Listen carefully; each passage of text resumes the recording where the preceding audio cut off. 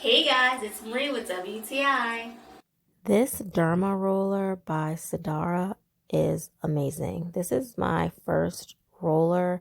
I've never used one before, so I didn't know what to expect. But once I washed my face, I used it just as instructed and it felt kind of good. I love it because it's small and can fit on the edge of your counter.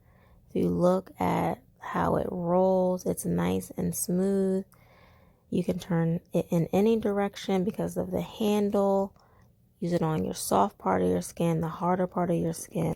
Comes in a really nice, durable, sturdy case. When you're done, you just put it in and then you just close it.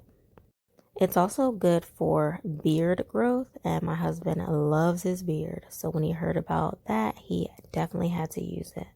So first he used it on his skin, and then after he was done with his skin, he just moves it right on down to his beard. He told me that it feels so good, and he's definitely going to keep using it. Now I have to get two so we don't have to share. I would highly recommend this product by Sdara, and that's my point of view.